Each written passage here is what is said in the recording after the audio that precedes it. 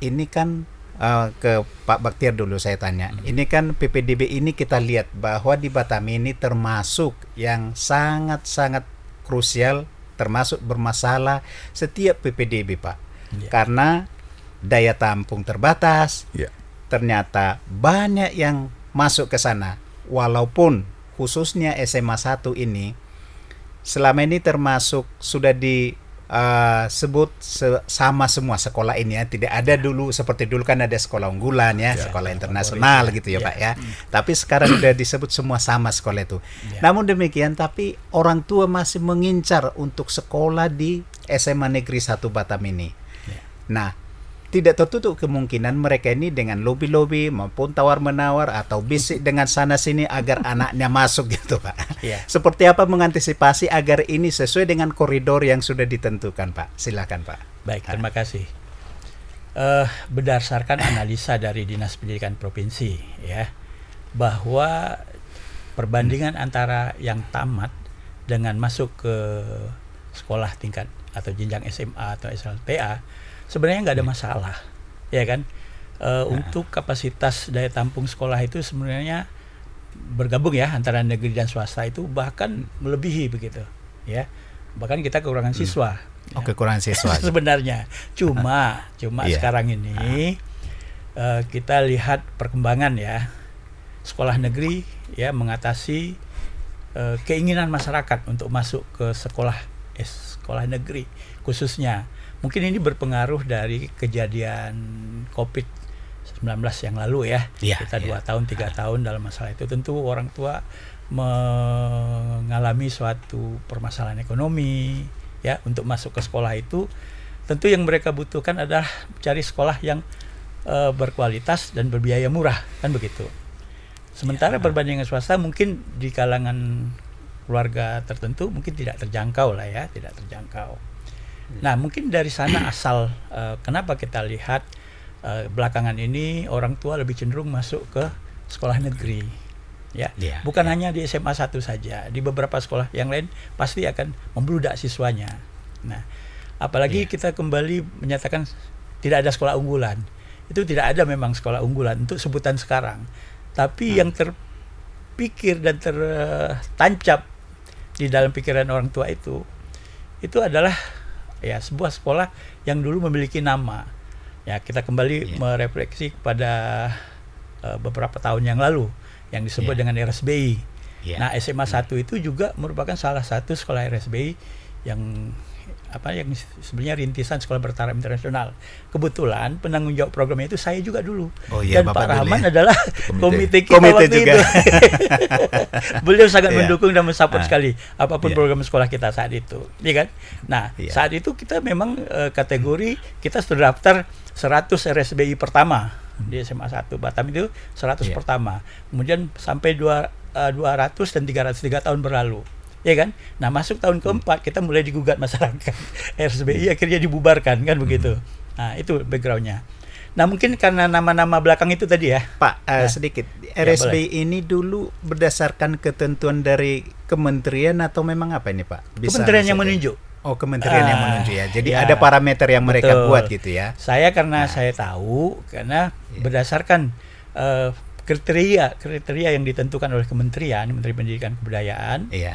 Itu memasukkan sekolah kita salah satunya sebagai sekolah yang berpotensi pengembangan ya, rintisan yang sekolah bertaraf internasional itu.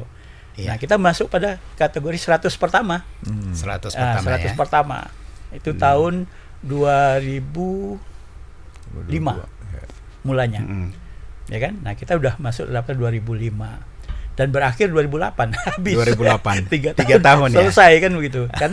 Karena minat masyarakat, animo masyarakat untuk masuk ke sekolah RSBI itu tinggi. Nah, mungkin karena sisa-sisa nama itulah kita mendapat sebutan sekolah favorit atau apa, karena animo masyarakat itu tadi. Tapi selain sisa-sisa itu Pak, kalau kita lihat kan output dari sini kan memang di sekolah perguruan tinggi top kan banyak yang masuk Pak. Itu juga menjadi salah satu ini juga kan Pak. Jadi kita berangkat dari RSBI itu kita punya visi dan misi. Dan kita punya bagaimana mengelola dan mengembangkan sekolah itu. Ya kan? Nah, waktu itu pemerintah melalui Permennya 2008 itu sudah menentukan standar nasional pendidikan melalui SNMP. kita ada standar-standar minimal untuk sekolah nasional kan begitu. Makanya untuk nilai plusnya itu, makanya RSBI harus mengacu kepada beberapa negara yang memiliki kesetaraan pendidikannya, mutu dan kualitasnya dengan internasional. Kita waktu itu mana? Apa nih acuan kita, Pak? Kita waktu itu memang saya berkunjung tahun 2007 saya bersama anggota DPRD Provinsi Riau. Kita masih Provinsi Riau waktu itu. Iya. Jadi beberapa anggota DPRD Provinsi Riau kalau nggak salah saya dan 4 sekolah waktu itu kita berkunjung ke Singapura mengunjungi sekolah SBO. Bukan film dia. Jadi itu baccalaureate school system. Jadi yang baccalaureate school organization BSO itu. Jadi kita mengacu ke sana dan kita akan mengadop beberapa kurikulum seperti Cambridge, TEF atau yang lain-lainnya yang mengacu kepada negara OECD yang menjadi bagian dari startup internasional itu tadi. Startup internasional itu. Kita mengunjungi kantor itu bersama anggota DPRD dan kita mendapat penjelasan. Dan memang untuk itu cukup bagus dan kita berjalan mulai menerapkannya. Ya, waktu itu Pak Rahman sebagai ketua komite kita mendukung sekali, ya kan? Nah kita berjalan. Dan memang kita menerapkan standarnya siswa yang masuk harus dites, siswa belajarnya minimal menggunakan bilinguage, 2 bahasa, bahasa Inggris. Makanya waktu itu pernah saya buat beritanya itu bahwa SMA 1 itu sudah sekarang cas-cis-cus gitu ya. Sudah betul, pakai bahasa. Udah lama sekali ketemu dengan SMA 1 ya. Waktu dulu saya masih guru gitu ya. Ya, saya masih guru. Betul, Pak. Nah, jadi dari sanalah mungkin sisa saat ini. Nah, sekarang kembali kita kepada PPDB. PPDB saat ini itu mengacu kepada peraturan menteri tentang sistem zonasi. Nah, di mana sistem zonasi ini mengalokasikan seperti penerimaan jalur perpindahan orang tua 5%, kemudian afirmasi dikhususkan untuk orang-orang keluarga yang kurang mampu dengan memiliki persyaratan kartu KIS, kartu lain-lain lah, ya kan? Iya. 15%. Ya, itu sebanyak 15%. Kemudian untuk prestasi, nah bagaimanapun juga kita tetap menyaring yang berprestasi, itu pun hanya 15%. Lalu zonasi inilah untuk yang terdekat sebanyak 65%. Jadi formasi untuk peserta zonasi ini yang lebih banyak gitu. Untuk zonasi ini berapa persen tadi? 65%. 65% ya.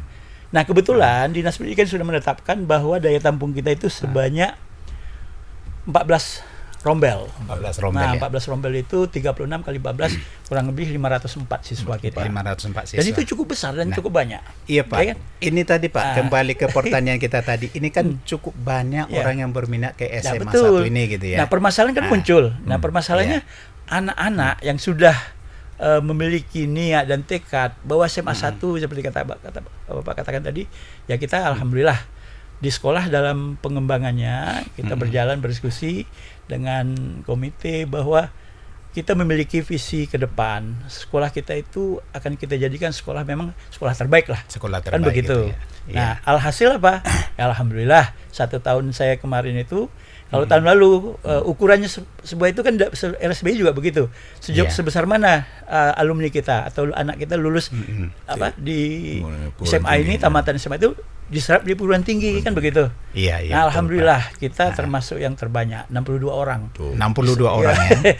Yang diterima di perguruan tinggi negeri ya melalui seleksi siswa berprestasi. 62 orang ya. Itu. Dan itu termasuk yang tertinggi di Kepri. Oke. Nah, dan itu universitas pun ya kita katakan boleh dikatakan universitas yang top lah gitu di Jawa sana. Baik Pak Baktiar, terima kasih nih Pak.